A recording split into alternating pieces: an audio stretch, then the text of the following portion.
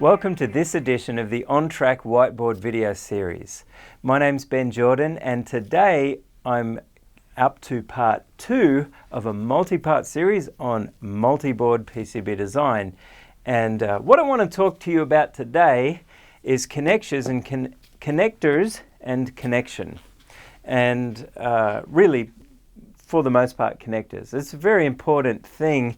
If you're designing a multi-board system, at some point you have to make a few decisions about what kinds of connectors you're going to use, what kind of connectivity, and there's a few factors in deciding which connector mechanism to go for, which sort of solution to go for. So I want to walk through a few of these and what are some of the attributes that you really need to pay attention to so that you can avoid DFM and DFA problems in your final assembly. So to start with, there's broadly 4 categories of interconnect solution for multi-board systems design. There's typical board-to-board connectors, and these things fall into this category, such as these hermaphroditic connectors or headers and header sockets and plugs and sockets of various different kinds. And a subset of that would be direct soldered, which I'll come to a bit later. And then we have board to cable or board to wire. And this is really only part of a multi-board system in the sense that you would have a cable harness or some wires going from one board to another. For example, from your power supply unit, which may be an off-the-shelf module that you acquire from somewhere else, to your main printed circuit board. So there's different considerations for different ones. And then also as kind of a subset of board-to-board interconnect, we have card edge connectors, and there's different pros and cons to each of these. So looking at board-to-board connectors, so here I'm talking about the pin header and header socket kind of interface, and there's many different kinds of these, but they're pretty common and fairly low cost. They're pretty much de facto standard in the industry, but there's some trade-offs to using them. They're not necessarily designed for very high speed, for example, and you can put some reasonably high speed through them, but you need to take up additional pins for ground return paths for signal integrity purposes if you're going to do that. And there is a practical limit given frequency, performance and impedance to these as a solution. So you need to decide, are you dealing with very high signal edge rates, or can you get away with a lower cost connector that's not necessarily made for high speed? And coming back to that, I mentioned the number of pins needed. So the first big trade-off is pin count. You have a physical constraint of your actual assembly, and obviously there's only such a size connector that you can put into that physical space. So can you get the number of signals you need in that space, along with appropriate ground return paths and power supply handling? If you're going to ship heavy currents, if you're going to connect, is a better word, power supply, power and ground through a connector from a base board to a daughter board, for example, and that daughter board needs a reasonable amount of current or power delivered to it, then one of the most important characteristics of the connector is its current handling capacity, and that's usually specified by the manufacturer in amps per pin. Now, just as an example, I'm going to switch over to a data sheet for a fairly standard kind of pin header product now. This particular one is from Samtec, but many manufacturers make the same exact kind of product. For example, TE Connectivity, Amphenol, Hi-Rose, Harwin, many reputable manufacturers out there for this kind of product. So if we look at this particular data sheet, this is a really good one because it gives us a whole list of specifications down the side, and in a very clear box inset, it shows the current rating per pin. Now the example I'm giving you here is for a TSW series product. That's the Samtec part number prefix for this one. But you'll note that the current handling is given as 2 positions powered, so it's a power and a ground return. But it's different depending on the mating connector. So this is a pin header, and it's mated to a female header or socket, a plug and a socket, and it depends on which socket you're using. Some of them have thinner contacts and different contact edge plating, and that has a profound effect on the current handling capacity. So the SNT socket, for example, only gives you 4.3 amps per pin. It's still actually pretty generous. Whereas the SSQ in the middle of that table gives you 6.3 amps per pin. So maybe you can actually choose both the header and the socket together, knowing how much current handling capacity you need overall. And that could free up some pins for signals on the same connection. So that's the first kind of trade-off, is how many pins can you get away with and what kind of power requirements are there. Next, let's talk about duty cycle, because the other thing with multi-board systems is, one reason to do a multi-board system is to fit the whole thing into a smaller enclosure to get more electronics into the right shape. And if that's the case, where you're just connecting everything together and then shipping it off and it never opens again or is touched, then you don't need a very high duty cycle. So you want to look at the manufacturer's recommended duty cycle limits for the connector. Now, usually there's a pretty broad margin on these, but it's about what they agree to be held accountable to. So if you're going to produce something more like a card edge connector based peripheral that's going to be inserted and removed several times, then that might be more of a consideration as to duty cycle. So by duty cycle, I mean how many times can you insert and de-insert the assembly before the contacts wear out and become unreliable. I mentioned that's probably even more of a concern for a card edge connector. And so going on to card edge connectors, let's talk about those for a minute. So in a card edge connector, we have a plastic socket that's got some spring-loaded terminals on either side. It has an advantage of being fairly high density, and these are usually specified for industry standards like PCI, PCIe, Q7, and there's many other standards that are basically designed for computer motherboards and their peripherals, or high-speed digital assemblies, and they may define good grounding and differential pair signaling, so you get fairly good throughput. So for example, PCIe connectors with the right designed card edge, you can usually reliably get 5.8 or more gigabits per second on each pair. But something to look out for here is these products may be in storage for some time before they're actually inserted, and so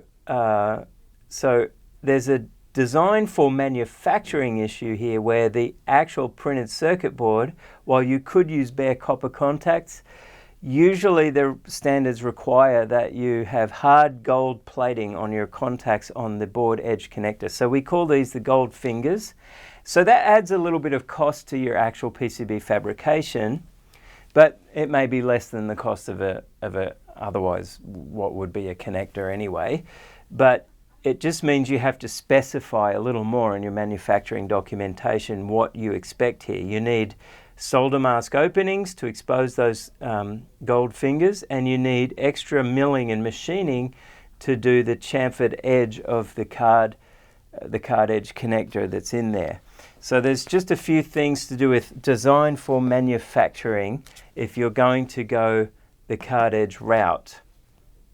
The other advantage of the gold contacts is they're less likely to corrode, and when you get the physical insertion happening, any corrosion, thin corrosion that may be there on the contacts is wiped away. So you get a pretty good connection.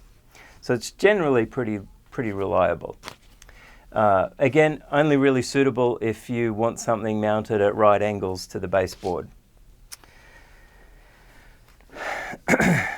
Another kind of connector, which is becoming more popular, is the hermaphroditic connector. And I've got a pretty basic drawing I've attempted to do of one of these here. But again, I'll switch over to this TE connectivity data sheet that shows a pretty good diagram of how hermaphroditic connectors actually work. And we have the exact same part, but when you flip it over, it mates with the exact same part.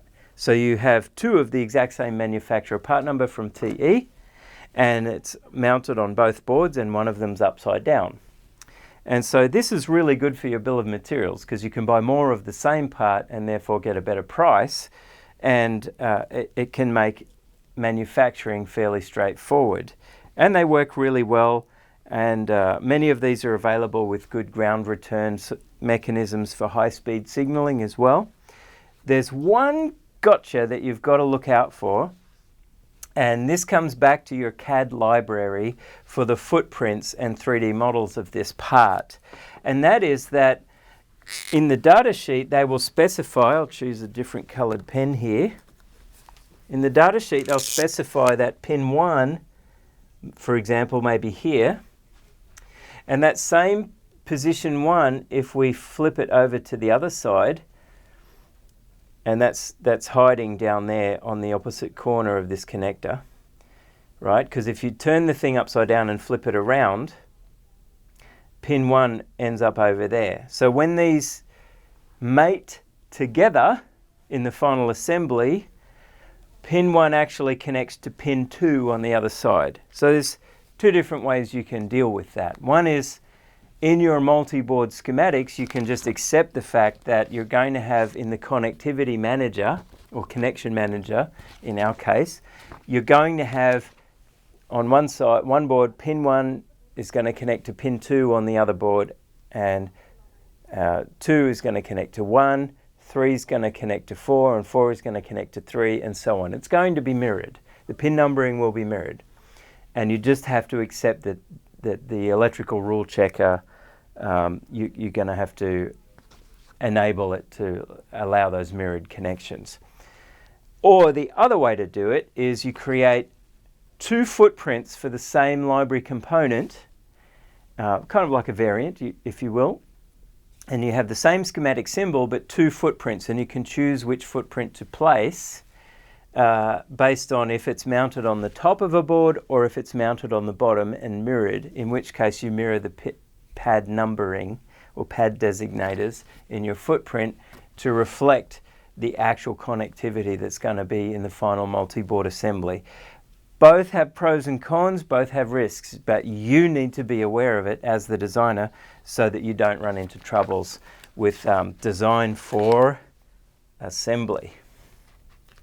And while I'm on the topic of pin numbering, you actually have the same scenario occur even with multi-row pin headers and sockets. You need to be aware that on the data sheet you're looking at a top-down view of the connector. So here's the male connector, and this would be pin 1 traditionally in the top left, and we might go 2, 3, 4, 5, 6, 7, 8, 9, 10. And the socket, it's awfully tempting to do the same pin numbering scheme. But again, bear in mind when this is on another board and those two are interfaced together, this should be pin 1 because that's going to mate with that pin, and that socket's going to mate with that pin. It's going to be mirrored. So make this 1 and this 10. And this will be 5 and this will be 6. And so again, this comes down to your CAD library, and you need to number these correctly with forethought of how these are actually going to be used in a multi-board assembly. On the subject still of design for assembly, one more issue to look out for, and again this is something that should be specified in the manufacturer data sheet, and that is operating temperature range. So operating temperature range is operating temperature range, but it gives you an idea of what the maximum temperature withstanding over an extended period is of the insulation material of the connector. And in addition to that, good manufacturers will either give you a soldering reflow profile for your assembly for the soldering oven, so you know what's the maximum temperature this connector can be subjected to during assembly for soldering purposes, or they'll tell you what the material is in the insulator. In the case of this Samtec header, it's the TSW I was looking at is black glass filled polyester. So polyester is a reasonably high temp plastic as it is, but with the black glass, it's black, but with the glass fiber filling or glass crystal filling, it actually gives it a higher temperature tolerance and thermal mass for going through reflow. So I know that's going to work pretty well for reflow soldering. It's awfully tempting sometimes to find an alternative source of these connectors on the grey market, and they're a lot cheaper. But if you do that, be warned, you need to get a few of them into a lab first and do some flame testing, do some testing with a hot air gun, and do some testing with some power supplies and loads and multimeters to make sure that their contact resistance isn't going to be a problem and that they can actually meet your current handling requirements. Sometimes the only way to get the data you need is to actually test it. Otherwise, you could find yourself with a pile of goo coming out the other end of the soldering reflow oven, and I've seen that happen. It's not pretty, and it makes people go home crying. So you don't want that. So make sure you know what the temperature range is, and if possible, what's the material for the insulator of the connector.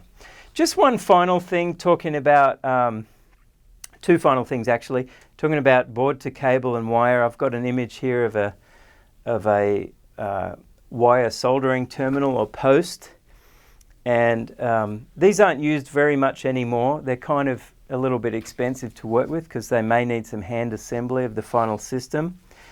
But if you are doing those, there is an industry standard for these and for all other kinds of connectivity to specify what the quality should be. If your design is IPC Class 1, that is a low-cost, mass-produced electronics, it doesn't have to be reliable, or Class 2, moderate complexity designs, or Class 3, sort of high reliability products like military, aerospace,